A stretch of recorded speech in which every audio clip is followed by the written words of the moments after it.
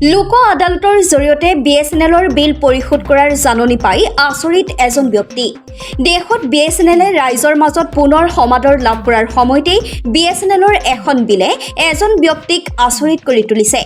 হৰপথাৰ নগৰৰ নাহৰণি অঞ্চলৰ 10 নং ৱাৰ্ডৰ বাসিন্দা শুনেশ্বৰ চাহু নামৰ এজন ব্যক্তিলৈ আহিল লোক আদালতৰ জৰিয়তে BSNLৰ বিল পৰিশোধ কৰাৰ জাননী। ব্যক্তিজনৰ অভিযোগ মতে তেওঁ 2007-2008 চন মানত এটি লেণ্ড ফোনৰ সংযোগ বিচাৰি এখন আবেদন জনাইছিল যদিও তেওঁক লেণ্ড ফোনৰ কোনো ধৰণৰ সংযোগ দিয়া হোৱা নাছিল। কিন্তু 2024 বৰ্ষত তেওঁলৈ দুবাৰকৈ BSNL লেণ্ড ফোনৰ নম্বৰ 377427707ৰ বিপৰীতে 15,454 টকাৰ বিল পৰিশোধ কৰিবলৈ লোক আদালতৰ জৰিয়তে জাননী আহিল। শুনেশ্বৰ চাহুৱে জনোৱা মতে 6 মাহ পূৰ্বে তেওঁ উক্ত জাননী পাই BSNLৰ কাৰ্যালয়ত কথাটো আবেদনযোগে অৱগত কৰিছিল আৰু কাৰ্যালয়ৰ বিষয়াই বিষয়টো চাই দিম বুলি জনাইছিল। কিন্তু শুনেশ্বৰ চাহুলৈ 1 ছেপ্টেম্বৰৰ দেওবাৰে পুনৰ লোক আদালতৰ জাননী আহিল। সেয়েহে তেওঁ আচৰিত হৈ পৰিছে। অভিযোগ মতে শুনেশ্বৰ চাহুৰ ঘৰত কোনো ধৰণৰ BSNL লেণ্ড ফোনৰ সংযোগ দিয়া হোৱা নাই। গতিকে সংযোগ নথকাকৈয়ে কিয় বাৰে বাৰে তেওঁলৈ এনেদৰে জাননী প্ৰেৰণ কৰি হাৰাশাস্তি কৰিছে সেই কথাত তেওঁ আচৰিত হৈ পৰিছে। হৰপথাৰ পৰা মন্টু শৰ্মা ৰিপৰ্টাৰ লাইভ অসম। মই আচৰিত হৈছোঁ চাই। এই যোৱা 6 মাহমান আগত মোক এটা এনেকৈ নটিচ দিছিলে লোক আদালত হাজিৰা হ'বলৈ, বিল এটা দি পঠাইছে কিবা 15,400 কিবা টকা। তেখেতলোকে মানে আচৰিত হৈছোঁ। তেখেতলোকে যেতিয়া মোৰ প্ৰয়োজন হৈছিলে, মই হয়তো 2007-08 বৰ্ষত এই এটা এপ্লিকেশ্যন কৰিছিলোঁ, তেতিয়া তেখেতলোকে মোক মাত দিবলৈও চাগে খৰচা হ'ব বা শক্তি প্ৰয়োগ হ'ব বুলি তেখেতলোকে মোক কোনো ধৰণৰ ৰিপ্লেচ দিয়া নাছিলে।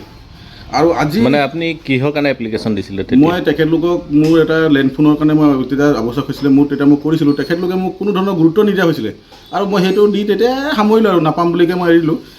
আপোনাক লেণ্ড ফোন দিলে নাই? মোক আজিলৈকে কোনো ধৰণৰ কানেকশ্যন মই এতিয়ালৈকে পোৱাই নাই। একো কানেকশ্যন মোক কোনোদিন কৰি দিয়া নাই।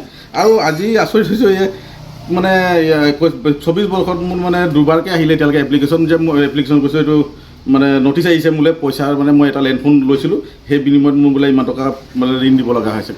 মই কোনোদিন আজিলৈকে কানেকশ্যন এটা পোৱাই নাই আৰু কোনো ধৰণৰ কানেকশ্যন মোৰ ইয়াত হোৱা নাই। তেখেতলোকে যদি মানে মোক দেখুৱাব পাৰে কিবা মোক বোলে কানেকশ্যন কৰি দিছিলে আৰু এই বিল মই পৰিশোধ কৰিম, কিন্তু মই কোনোদিন ব্যৱহাৰে কৰা নাই। আজিলৈকে মই লেণ্ড ফোনৰ কোনো যোগাযোগেই পোৱা নাই।